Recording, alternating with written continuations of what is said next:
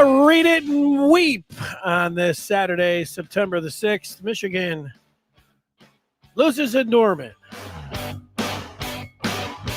24-13, the final. Welcome into the Maize and Blue Reviews, Michigan football postgame live. I'm Dennis Fithian, and I'm ready to talk about this one, where Michigan loses their first game of the year. This is a game you could say it's predictable. I mean, Michigan was an underdog heading into this game, but I don't blame people for being very excited and thinking that Michigan, with Bryce Underwood, the way that they played last year, could go in and play the kind of game where they could have come ahead, where they could have come out with a win. But in this game, you can go unit by unit. You could go player by player. You can go coaching staff or coaching staff. Michigan got outplayed in every single facet of this game. I'd start. I think a lot of people, the first thing you'd say when somebody asks you what happened, you'd say, Michigan went in tight. You want to say they played scared. That's a thing that fans will say, and there'll be a lot of people who said, well, no, there's a little bit more than that. But that's the way it looked. Whether it's true or not, they look like they went in and called a scared game plan and then played that way, and then they were tight. There's no argument that at the half, when you put up a goose egg, that whatever you cooked up all week long to come out and keep yourself in the ball game and give yourself a chance didn't work. And it doesn't take, somebody that played the game or whatever. We can all look at it. And Michigan wanted to protect Bryce Underwood, and they wanted to play ground and pound. They wanted to win this game on the ground, and they went and smashed it up the middle 18 times and only came away with 42 rushing yards at the break.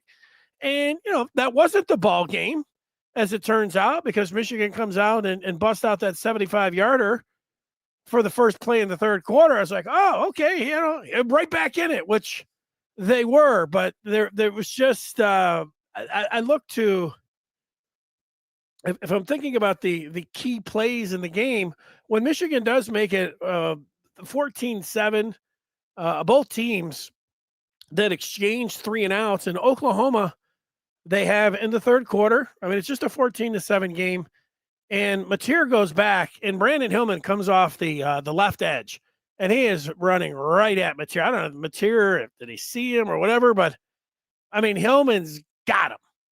And you just, the whatever you want to call it, game of inches, this play, that play, they're going to make some play.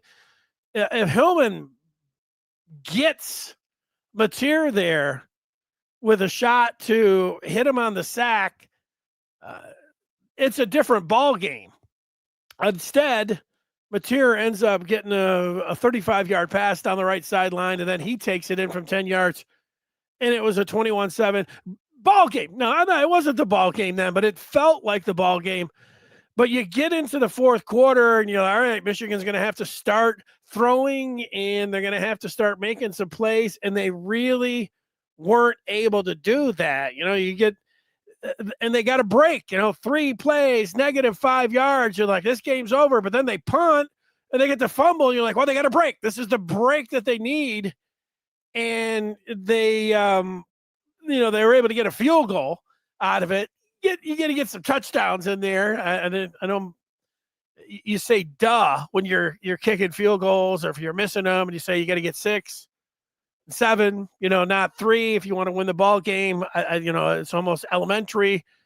We all know that. But you go to the fourth quarter of this game, Michigan, you take away that final 139 that they had when they got their final possession and then got stopped on the 4th and 1 to end the game. They had one series in the fourth quarter. Oklahoma dominated it. And they dominated it with the legs or the arms of Mateer. The defense couldn't get him off the field. 15 plays, 78 yards, took up the whole fourth quarter, and then Michigan didn't really have a chance there. So, you look at a 3rd and 2 face mash. They could have had a little extra time there for sure. Bad penalty. No doubt about it when it comes down to that. But I thought Herb Street at the end, they were just talking about, hey, well, Michigan fans were excited to have Underwood down here, down in Oklahoma, and after the way he played week 1, and Herb Street said what a lot of Michigan fans have said over the last couple of weeks, if not the last couple of years. You need playmakers in the passing game. You can have a great quarterback, and Underwood's going to be great. He was great last week. Was not great today. We get a little bit more on that. But you got to have some playmaking wide receivers. And he mentioned McCULLEY. And McCULLEY came up with the one, they called it a David Tyree, where he mossed. That's what it looked like to me, where he mossed the player, where he caught the ball in the back of his helmet. Excellent play. That's the only play that he's made this year. It's not like he has been where you look and just say, oh, just go and, scheme some things up and get it to McCULLEY. I'm not talking about, stripping him of the number 1 jersey or anything, but he's not scaring anyone. Michigan wide receivers are not scaring everyone. I know, Goodwin made a play tonight in the opener. He ran down the seam and, that was a little promising. He's just a freshman. And everybody knows I run the Samaj Morgan fan club. He got hurt, but then he was still playing. But then they had him off punt return, and they got Joe Taylor on punt return. I don't know. I guess he's probably got the best hands. That's why he's the backup punt returner. But it feels like you're just conceding any type of big play opportunity when you're bringing in your special teams ace like that. But I don't know. Maybe they put other guys back there and they're not able to hang on to the ball. Morgan could play wide receiver, but he couldn't play punt return. I don't know. After he got hit late in the first half, this was a frustrating game. I think when you get down to it, because Michigan didn't have their best night anywhere. None of the coaches. Was not definitely. It's easy, and I'm taking the easy way, but sometimes the easy way is the right way. The coaches, they didn't have a very good game plan. The coaches, it didn't work. Whatever they, say, well, you don't know, well, it didn't work. And it didn't look very inspiring watching it. And none of the players, and, nobody jumped up. You had one play to start the second half from Justice Haynes. And other than that, you gave to get the turnover, but there's nothing that you're looking at and saying, oh, this thing, they went down there and unloaded their holster and just had an aggressive game plan to give them an opportunity. There was none of that. There was none of that to be found. Frustrating. What was the one field goal that they made with McCULLEY when he had the big play towards the end of the third? I don't know, what was it? 3rd and 6. Michigan, you say they need to get a touchdown. And so they run it on a 3rd and 6, and you think, well, if they run it and it's going to be 4th and 2, they're going to go for it. Even though you kick the field goal, you make it an 8-point game. I understand that. But I'm thinking that you're going for it there. You got to be aggressive there. You got to be able to get the first down. I don't know. It's easy to say this, and Harbaugh would have gone for it. But Harbaugh would have gone for that.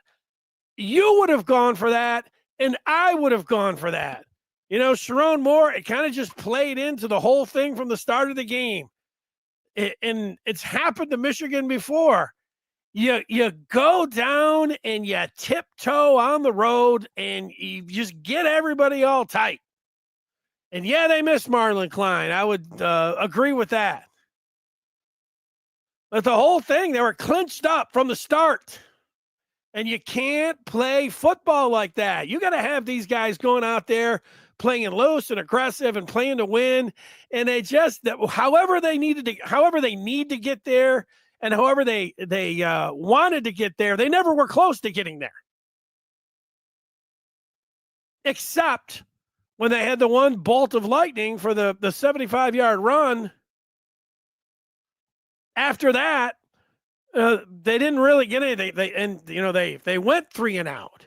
Hillman had that shot on defense and wasn't able to get it going. But then, Michigan, after that 75-yard run, you go down and break it down. You don't need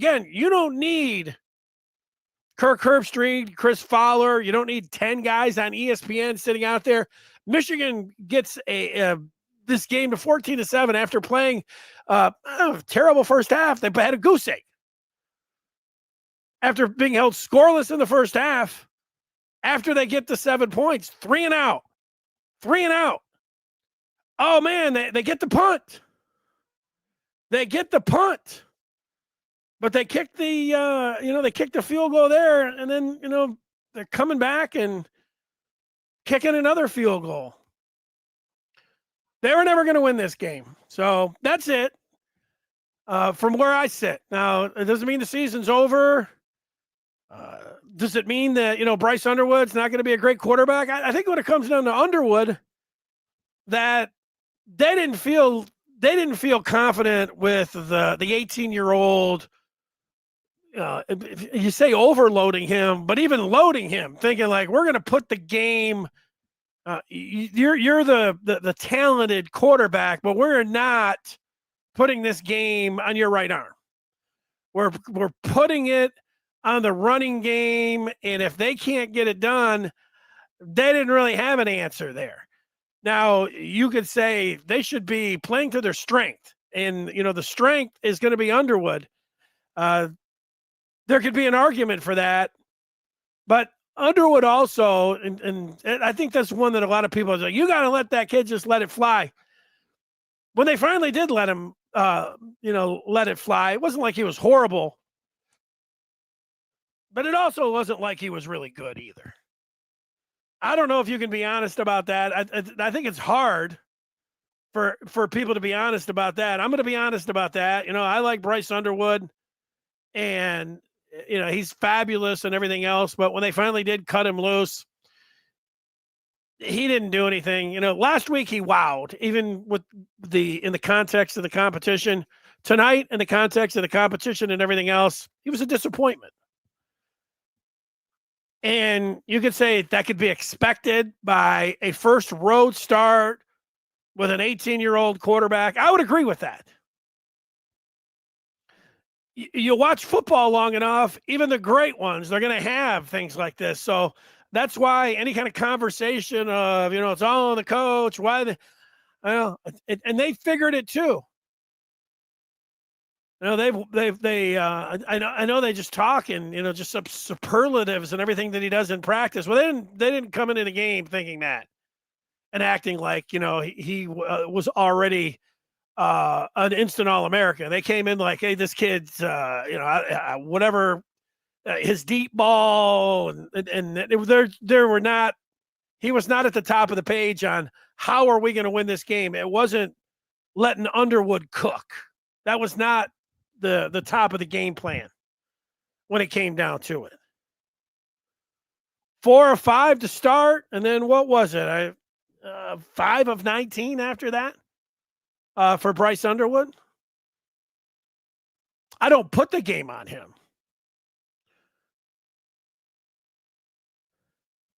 This one is evenly spread across the board because the defense. And you say, hey, they only gave up 24 points, but they couldn't in the fourth quarter make the stand when they needed to. They couldn't in the third quarter get material on the ground when they needed to. And so it's not like you look at them and say, oh, yeah, the defense, they did their job. I would say not really. They underperformed. And then the offense, just go through it. You want to go to the running game? You want to go to the first half? The first half, you get an F. There's no debate about that. You put a goose egg up. A goose egg's a goose egg. So the offense didn't get it done. The defense didn't get it done. Special teams was a mixed bag. Got to play better than that. You're going to win on the road against a good opponent. I think a lot of fans and a lot of people got, sucked into, oh, Oklahoma's offensive line sucks. Oh, Mateer blows against good competition. You're at home and you're Oklahoma, that in a big spot, you should know how Oklahoma's going to play and what you have to be able to do to try to pull out a win. And that wasn't it, as we saw over and over again. So, yeah, Chip and Sharon need to get back to the drawing board. But, oh, yeah, Sharon is not going to be around for the next 2 games. And so, and for the reason for that is a guy that's, out of Michigan podcast and everybody loves and everything, talking about how great he is breaking down the game and everything. But he's responsible for the coach not being there for the next 2 games. So that's the road mentality was not there tonight for this team. I did like how they started out the game. I don't know if it was an ode to the Harbaugh era, but the 7 offensive linemen. I liked it. And then, of course, what did they do it 2 times to start the game and then to start the second half? Well, they went for a 75-yard run. Maybe they should have gone to that a little bit more. Where was the 7 offensive linemen more if you cracked the 75-yarder? I would ask that question if I was in the post game to Sharon Moore. Did you think about going a little bit more than that? And then, hey, Sharon, how about Underwood not being on the first page of your game plan? I wouldn't ask it like that. I'd say, hey, Sharon, how worried were you about Underwood being on the road? Because it looked like you didn't want him throwing the ball around a lot. And if I could follow up one more thing with these receivers that you have, can these guys, you missed Klein. How can these guys step up and catch the ball, and can Underwood deliver it to them? I'd have to work on those questions a little bit. Those are a little long, a little run off and run on. And, you got 3 questions in there. Boil it down to 1. What kind of, see, I was going to say, what kind of game plan did you have there? We saw the game plan.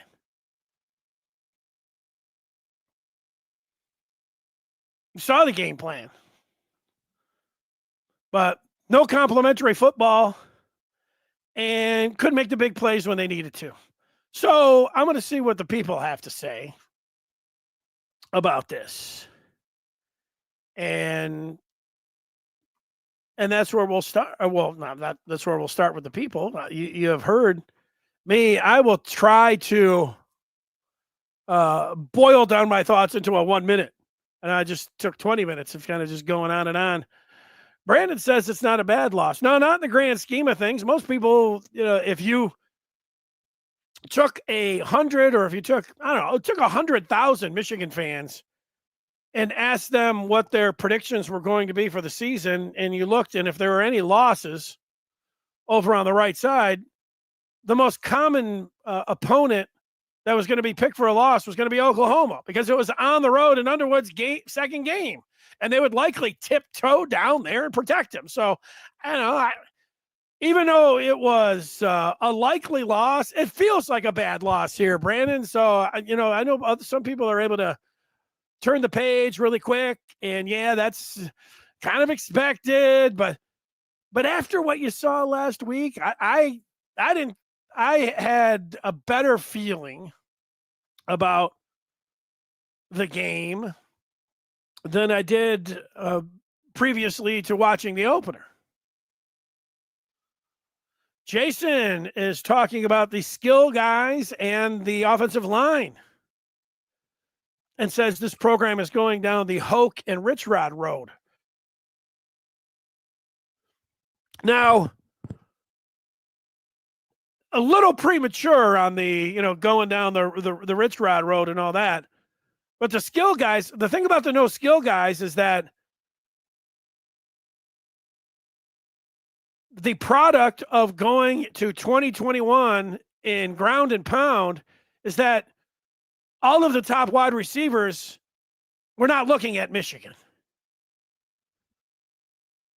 And it was great. We all know what it resulted in, being able to, be a physical, ground and pound team. And hell, it culminated in a national championship.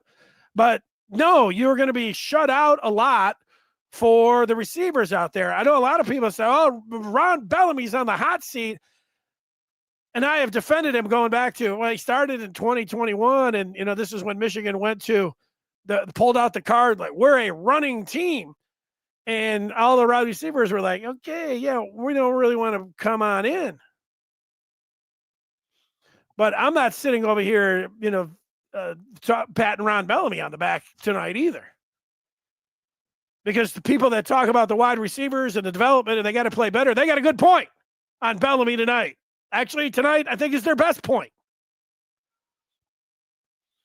I don't know what to say about the offensive line. I'll say this about the offensive line. If Sharon Moore cannot get the offensive line to be the number one unit on the Michigan team, where the history of this program has been, where the recent history of this program has been, where he, considering where he played, the position that he played, then all is lost. So I am going to say that the jury is out on that, although they did not have a very good game. I will give you that, Jason.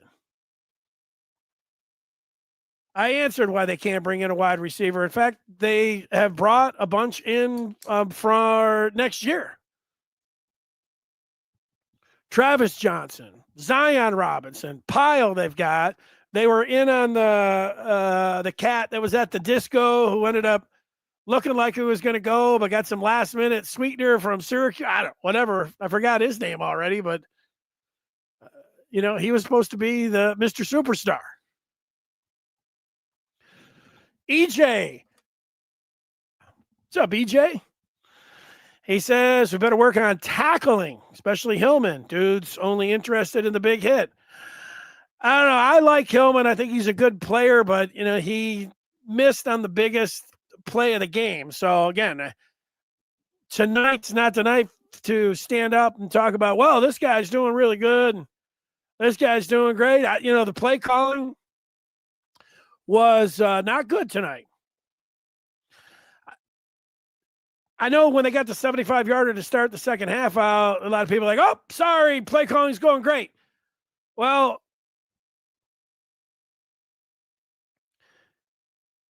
you always look up at the scoreboard, and that kind of tells you what's going on with play calling and everything else. It was a feel, and it permeated through the entire team. They didn't feel like they could throw the ball on Oklahoma. I don't know. When I wasn't sitting in these meeting rooms when they said, how are we going to attack them? We're not going to attack them through the air. We are going to play it safe. We're going to run it or die trying, and then we're going to throw a bunch of passes behind the line of scrimmage.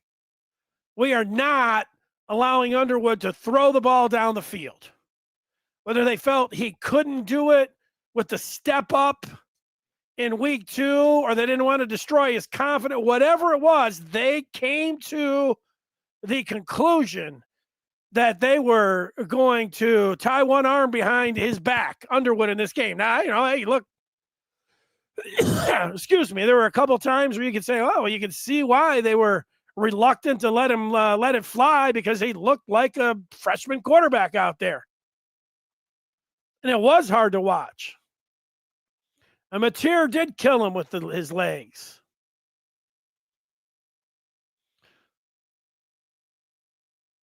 AR says, biggest issue, Michigan's offensive line versus Venables. Total route. I'm not going to disagree with you on that. Avik. Michigan's offensive line, Venables. People didn't like It's the one thing about going to the game when you hear people break it down and everything else. If you say, well, Venables, most decorated defensive coordinator, and these are things like Venables, Venables, Schmenables. Nobody wanted to hear about Venables. They wanted to talk about how the Sooners' offensive line blew, not Michigan's. Riley says Chip's offense is too gimmicky. We'll be fine. I don't know. Is it gimmicky? What was the gimmick tonight? It wasn't a gimmick. It was, we're going to power, because we've seen it since 21. They're going to tenderize the opponent's offensive line, even if it doesn't work in the first quarter, even if it doesn't work in the second quarter, is keep pounding and banging on it, and eventually the floodgates will open. Well, it didn't happen once. It was a poor performance, to be honest, from level one, and I agree with that. It was a poor performance. You say all the way around. In fact, if I'm boiling it down, level one, let's go ahead and just use your wording. A poor performance. I believe you are being honest. I think the other thing that they got to look at is how to protect their quarterback and how they need to pick up the blitzes and their hot reads, and is Underwood capable of doing that? Michigan 0 for 8 versus the blitz. Underwood was 0 for 8 versus the blitz. And you say, well, he's great. He's great. Was Michigan picking up the blitz? Were the receivers? Does he know where his hot reads are? Is that why Chip and Sharon said we better go on the ground because Underwood has a problem versus the blitz? Because Underwood had a problem. Michigan had a problem. If you don't want to say Underwood, Michigan had a problem versus the blitz. Credit Venables. Chalk it up as a learning experience for Underwood. Keenan talking about you can't lose our best players in midweek practice, Coach Moore. Yeah, you know what, Keenan? I don't know all the circumstances there, but you can't have it both ways. I mean, it's football. You want to bubble wrap them all week long and just get out there? If you want a physical team that is tough, and I'm not saying you. I mean, I get it. A lot of people say the same crap. Like, oh, let's not hit at all during the week, and that's not football. Michigan's idea is they want to be their whole thing. The bedrock right now of Michigan football is they are tough and physical. Well, you got to hit. If you're going to box, you got to spar. And so are they going to maybe get more injuries because they're going to hit? Are they going to be physical even in practice? And again, I don't know. Klein, maybe you know more than me, but, do you not want them even, practicing at all? Put everybody on the sideline? I mean, come on. But again, I get the frustration. You're getting ready for the game, and then all of a sudden you hear, oh, Klein, out. Vince is not sugarcoating it. It was a poor performance by both lines of scrimmage and our coaches. Even ZVADA messed up. Just not a good look. Urabi, many opportunities to tie. The offense just wasn't good enough. That's true. How about Daniel? No creativity. I agree with that. I didn't see anything that was creative. They didn't play to their strengths. Yeah, well, Daniel, it would be nice to have you on here to, I don't know what their strength is, running the football and then letting Underwood cook. They didn't feel like he could do it. They protected him. No, they didn't let him do too much. And then when they did, he didn't respond. Daniel says when they actually let him go, his confidence was already shot. Coach's fault. Yeah, I'm not yelling at you. I'm not yelling at anybody. It might sound like it a little bit under the weather this week, so I'm losing my voice and all that. I don't know how long I can do it. But overall, Daniel, I think you're right on. The offensive line failed. That's the story. Offensive line failed, and then when the defense needed to get their back, they couldn't do it. I'll just extend the story. I write down my final word.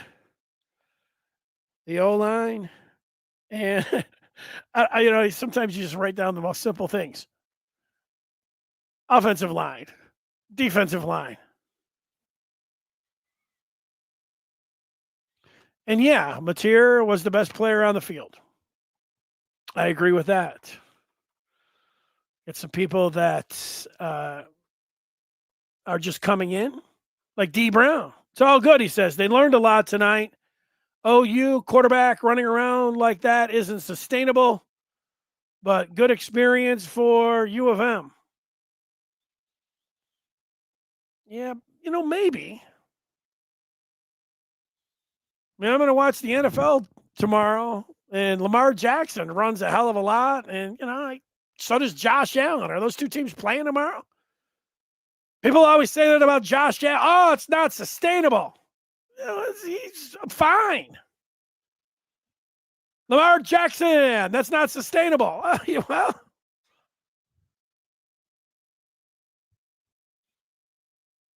but I agree with all the rest of this, D. They did learn a lot. It's a nice way to go about it, honestly. They did learn a lot. We beat them and didn't play our best game. That I did. I heard Mateer with Holly Rowe after the game. That's what he said. Yeah, I don't know about what their best game is. But you can say whatever you want when you win. This one's a little bit when you lose. There are a lot of people that thought that Chip Lindsey looked like Kirk Campbell tonight, and that Wink wasn't great. Yeah, I mean, I don't know. Look, completely, calling them names and everything there, I'm not so sure. Vince isn't blaming the wide receivers as much as the O-line. Yeah, the O-line, they got their ass kicked. And that can't happen. I got to take it, with Samaj, since I'm the one that is talking about that I think he's special. CT, what's CT saying here? So much bad, he says. Strength and conditioning. We are being physically bullied and losing guys left and right. We miss the strength and conditioning coach that Harbaugh took to the NFL. Well,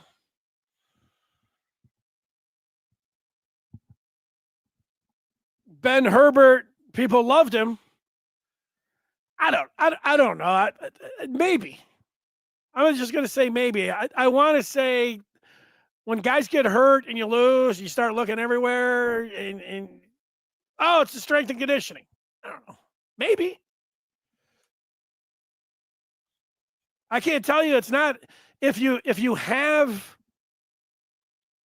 Justin Tress was Herbert's understudy, and didn't do everything. Herbert, you got to be your own guy and bring your things in, but it's not like they went completely out or tried completely something different with, strength and conditioning and health and fitness and sports and science. It's not like they went zagged off of Harbaugh and said, we're going a completely different direction. They went the same one. And guys get hurt. So it's just one of those. Every time I've done 100 post-game shows, every time a team loses, people and guys get hurt, people are, strength and conditioning staff sucks. Something. They need her. But yeah, look. But, to your point, when they're getting bullied on the offensive line, what are you supposed to say? It's part about when I hear how great everybody is, and then they get bullied. I wonder, what the hell? But Daniel says, is it too much to ask for an offense and a quarterback that actually looks good, win or lose? The offense shouldn't look that bad. Hopefully this loss galvanizes this team and helps them get better.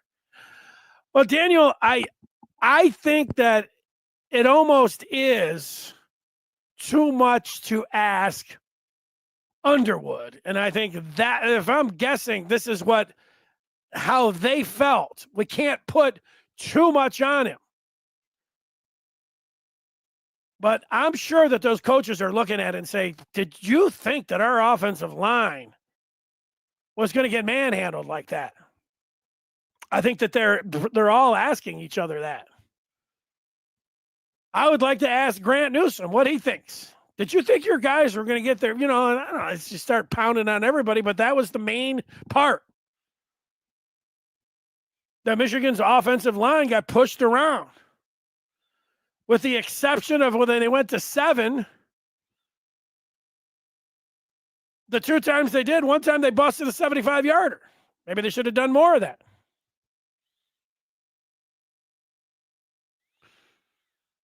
It's Dave. Dude looks like a 5th grader out there. I don't know who you're talking about. But maybe you're talking about me, which I don't know. You can say a lot of you could have quite a few criticisms made that look like a 5th grader. So I don't think you're talking about me. So that's it. Fundamentals seem weak. Blocking and tackling. Blank names. Good to see him. It's been a while. He's asking the question if anyone understands why Michigan punted on that first drive that got into Oklahoma territory. You claim ZVADA makes a 70-yard kick in practice, and yet a 50-yarder causes a punt. Well, let's see. They had the first series was a 5-play, 28-yarder. I wasn't thinking that myself, but, you know, let's look at it.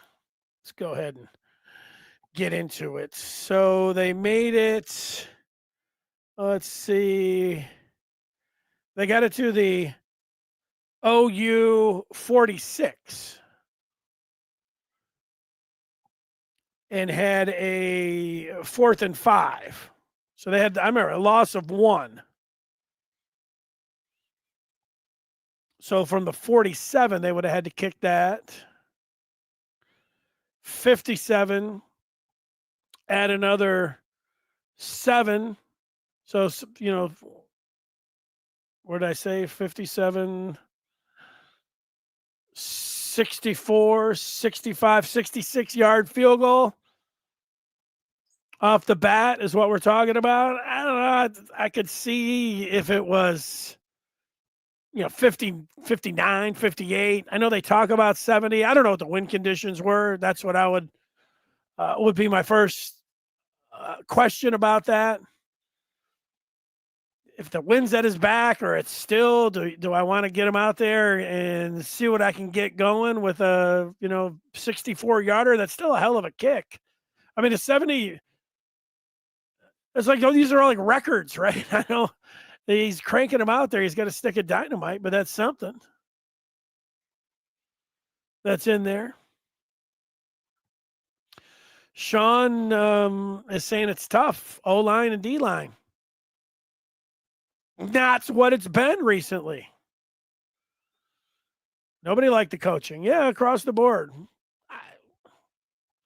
I mean, I think sometimes, you know, you get angry and you say, you know, these guys shouldn't collect their checks this week. And I mean, I'm not saying that. I'm just saying this, you know, you get frustrated. But yeah, I didn't like it. The coaches had a bad game plan, and it just put them. It's tough because you know that's going to be a difficult place to play.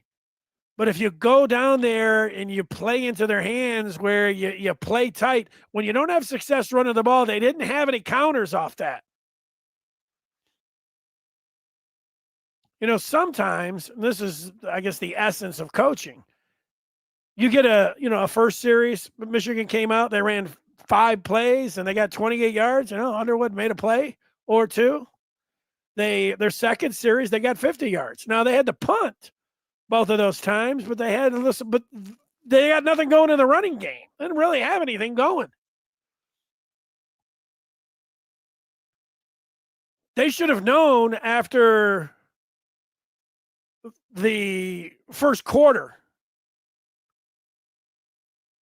that they couldn't run the ball. And they got gifted a little bit. Right? They get into the second quarter, that first series, they go 3 and out. It's like, oh, man. But they get a roughing the punter. It's like, oh, what a break. Well, they missed a field goal. They had a 4th and 2. I'm thinking about they didn't want to go for the 4th and 2 because they didn't think they could run the ball. I mean,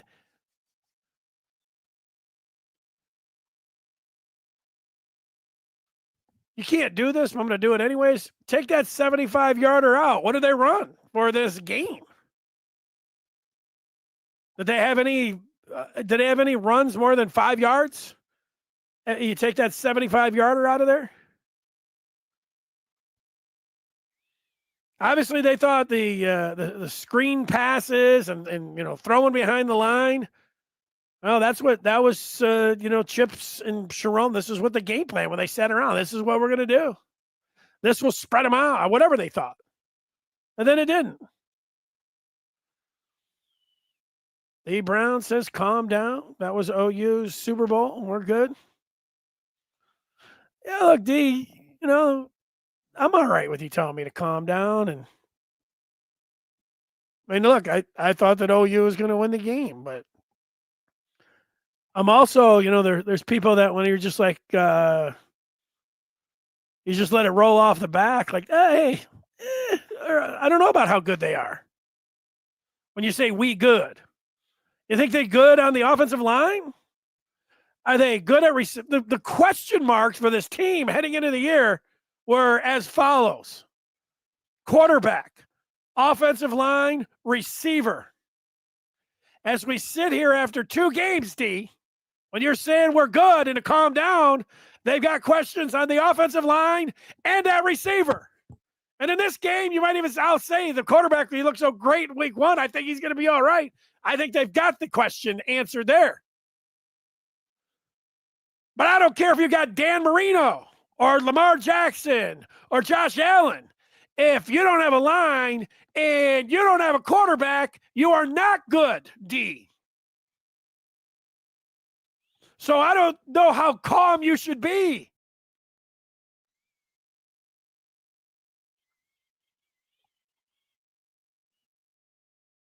CT's, I'm sorry, you're rolling through a lot.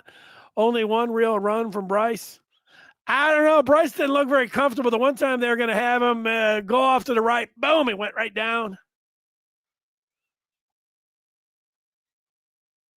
That kind of stuff. It was a slight improvement over last year's offense that would have scored single digits. That's not making me feel really good about it. I'm going to tell you the truth, Don. It was a slight improvement. That is as big a backhanded compliment you could ever. Hey, Sharon, you guys were. Look at the bright side. You guys' offense was slightly better than last year. Whoa. If Michigan plays like this the rest of the year, they're going to be in trouble. Well,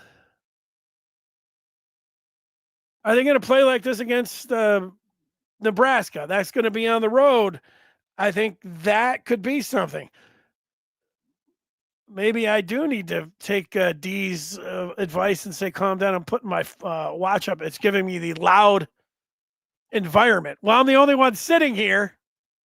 So I just need to dial it down a little bit. Sorry about that. Oh, Michigan State came back and won.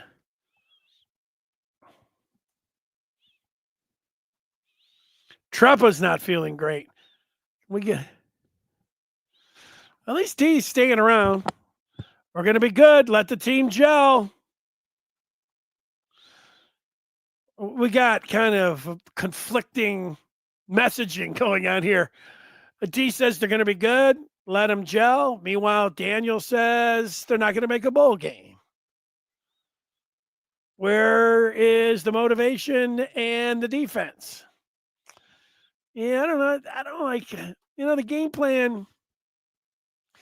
It's tough because, I think everybody watching this and, you're Michigan fans. And so you like the coaches and you want to see them succeed and you like the players. You love the players. You love Michigan. But so it's tough to be critical. They had a really bad game plan. They had a game plan that didn't work. And they looked tight. And they played tight. And they didn't have a counter when the running game didn't work. And when they did try to throw it, by then it was such an uphill battle and Oklahoma was so much on fire, they didn't have any counters to that. And the receivers, who are, they're all a big question mark. McCULLEY's a question mark, and he's supposed to be the star with the number 1 jersey. Question mark. Samaj is a question mark. They said, he's wide receiver number 2. Goodwin will catch 1 every game. I mean, that's it. Klein was sorely missed. I know he played a smattering of plays or whatever with the ankle. They were just going to use him as a blocker because he's a real good blocker, but I don't know how many snaps he got. I didn't see him much out there. Hansen was coming back from injury. It's going to take him a couple games because he was a non-factor. BN looking right at Klein. Going right to the head coach. Cartier Rick's talking about the 1 jersey should not be worn by McCULLEY. He didn't look like he doesn't look like he's deserved it in these first 2 games. What are you going to do about that? I don't know. Says a little bit is it wasn't disgusting. It's just disappointing with the game plan, and as exciting as week 1 went, to lose a game in this manner where it didn't seem like coaches gave him the best opportunity to win. But I'm not, the thing about being back to being mediocre and, hey, it was great to win a championship. Mr. Jones, yourself, you have the picture of 19 over there. 19 is the one you got to get right, and 19 is the one you got to use. And 19 needs to be married in with a ground and pound. It can't be we're just going to go ground and pound and then throw some screens. And it also is just going to be, well, let's just let it fly with Underwood because, he's going to be the greatest quarterback and the number 1 pick overall in a couple of years. They got to figure that out, how to marry it.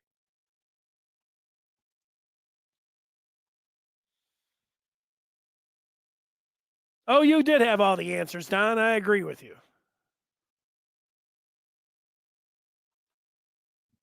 Thought y'all had a genie in the bottle. I don't know what that means. I mean, I know what that means, but I don't know.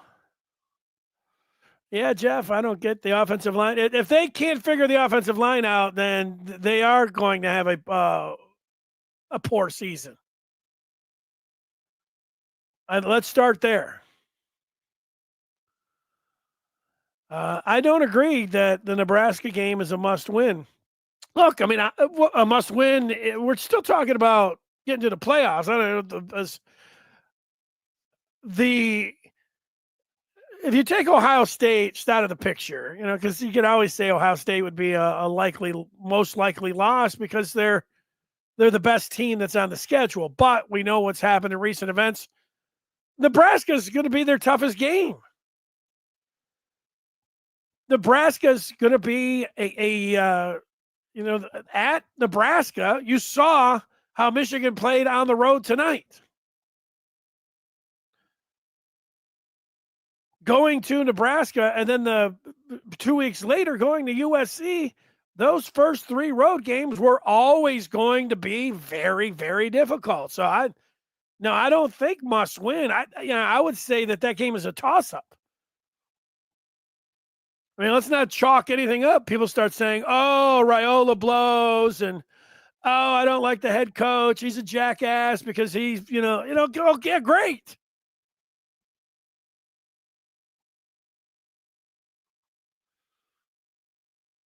Don talking about Underwood. Yeah. No, he wasn't great. He wasn't even good tonight. I don't know how much of a chance, how much of a chance did he have to be good? Lions is coming at me saying I'm wrong. They want to develop him slow, but it was probably a mistake since in the rearview mirror we lost.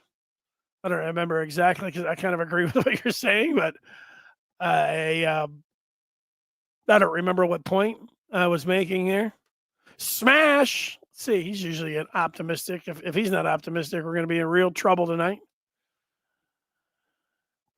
Smash says, reminds me of how I stepped on the Michigan in the diag my freshman year, and then they did poorly my first physics test at Michigan. You need those reps so we can beat Nebraska and USC. Well, there you go. You need this kind of loss. So, well, you don't need this kind of loss, but once you do step on the diag and fail that first physics test, you figure it out. There's no more talking about how nobody's going to be talking about how great they are this week.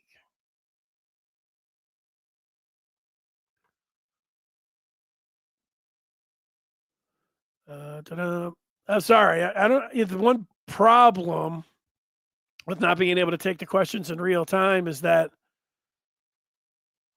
I have talked a lot about Underwood, but not really sure what where I'm at. How good is Oklahoma? Maybe they are in fact top tier. I mean, game of the week 2, game of the century for them. They had to have it with Mateer. That was a must win for them. Any word on the nature of the dispute between Underwood and Haynes? Yeah, I wasn't down there. I don't know. My guess is that they would ask Sharon and he would say, "Oh, that's just one of those things." And then what you can say is that when Haynes broke the 75-yarder, that Underwood ran down there and was the first person to congratulate him. So to me, I would say, this is me interpreting everything just by watching it, Sam, is that you see guys, can go at one another, for whatever. You could say trying to be leaders, trying to tell somebody disagreements and all that. You're going to have that kind of stuff. And then sometimes it gets caught. You don't like it, but it happens. But the important part is that you saw Underwood running down there and congratulating him. To me, it's water under the bridge. And I don't think you're going to get anything. You'll get that kind of, I think, answer from Moore. But I don't know. I didn't. Everything else would be, even more speculation. Haynes, you think Underwood was telling him, we need to get away from just giving it to Haynes every game or every play. How about me? Oh, maybe. I don't know. Could that might have started it back and forth? You want to get some real wild speculation? I don't know. Maybe these guys are dating the same. No, I don't know. I don't know.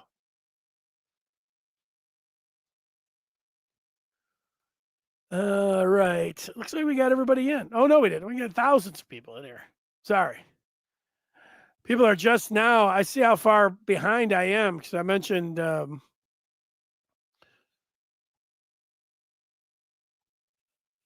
Stallions like an hour ago, and people are now just talking about him. So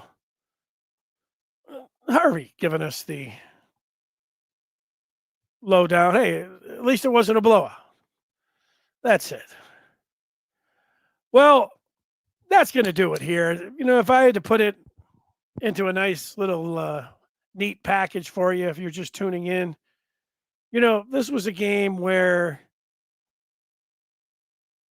all week long, Michigan thought about what their plan was going to be against Oklahoma, and clearly it was to force the ground game and jam it down their throats. And if it didn't work on the first series, they're going to keep to it, stay with it, hang in there, hang tight. They'll do it on the second series. If it's not working and they're not getting anything, stay to the course. Know this is it's going to work eventually. Hang in there. And then they didn't. And they went into the locker room with a goose egg, which is going to affect you as a player no matter what. Even if you can say, hey, we got the second half, it affects you. Obviously, it affects the fans. Everybody was completely down, but it affects the defense. It affects everything. And so nothing out of the first half was positive when you're sitting over there and you get a goose egg.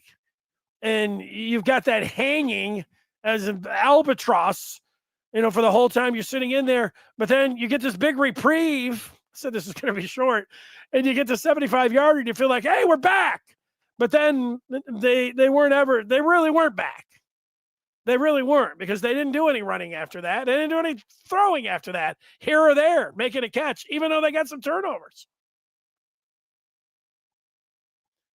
It ended up in the final analysis being a poor game plan, but really a poor performance on each side of the ball with the guys up front. And that's usually where you're going to win the ball games anyway, especially in big games like this, and especially on the road.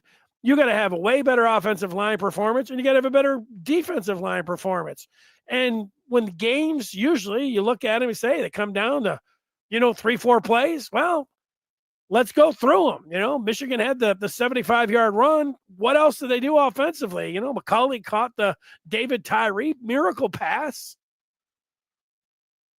How many other really good plays were there? Goodwin caught one. There's 3 that they had. But then you just go through Oklahoma, when Hillman missed that, Mateer, 35-yard pass. Mateer running it in for 10 yards. Mateer running it in again. Oh, their quarterback outplayed Michigan's by a mile. Their running backs outplayed Michigan. Their receivers outplayed Michigan's. And, vice versa. If you want to say it was the DBs, every unit, every player played better than Michigan. There's not one that you sit there and say, oh, yeah, well, Michigan. No, nobody. And I would say the same thing on the coaches. So they got beat from top to bottom. That's a little discouraging, where even though you say, you're going to lose a tough one on the road, they'll learn a lot. Tough when I don't think they take anything positive out of this game. They got beat at every number, at every position. So coming up with a, hey, everything's going to be fine type of, conclusion is tough. But, it's football. That's what they've got to do. And I think they're lucky they're not going to Nebraska next week. They regroup, and then we'll see if they're going to be able to go. It's not going to be easy. I know nobody likes Nebraska, and Nebraska's overrated, and Matt Rule's an asshole. All those things are true, right? But that's not going to be an easy game. And if they have a same type of game plan that they had tonight, and if they have the same kind of performance from the coaches, and they're in the D line and O line, they will lose that game. So that's the challenge for them. The challenge for me is to see if I'm not going to lose my voice tonight. That's going to do it. I will see everyone on Monday at 2:00. If you want more Michigan coverage, you want it. I want it. The discussion is hot right now on the Maize and Blue review. Do yourself a favor. Kick it up a notch. Go to on3.com and then push that button where it says subscribe, and it says, oh, there it is, Maize and Blue review. And then you do this all day and all night. And then you don't have to be sitting at your PC. You can be on your phone, and you download the app, and then you're like, I want Michigan talk. Boom, there it is. It's there for you. Very easy and great pricing. and great folks all the way around there. So that's a win-win when it comes down to it with Michigan coverage. And look, you know, the if I'm looking for there's some saying, oh, it's back to the Hulk or whatever else, or Rich Rod. Underwood is special. I still do believe that. And figuring out how to get the players around him, they've got the number one. There's a lot of things that you have to be a championship football team. But the number one important thing to have is a quarterback. And Michigan's got one. Developing him and getting the players around him. The head coach is really important. Michigan's not going to have one for 2 weeks because of Stallions. So this is not, you know, the smoothest transition. Sharon Moore gets off to the plane tonight, and he tells everybody, guys, I'll see you in 2 weeks. So they got some work to do with that. I know they got a plan and everything else, but this wasn't like with Harbaugh. It was still like Harbaugh did everything else, got Moore out there, gave him the game plan, and said, you know, go to work. Moore can't be around anything. He might as well fly to the Bahamas for 2 weeks because he can't be around. Is he going to have a secret phone? I mean, start going over there. Maybe Stallions will hook him up. No, is that what we're talking about? No, we're not. Get myself, I really will lose my voice if I start going down that road. What we do know is that it is over. Good news is that I'm going to watch football all day tomorrow and be able to put this one in the rearview mirror.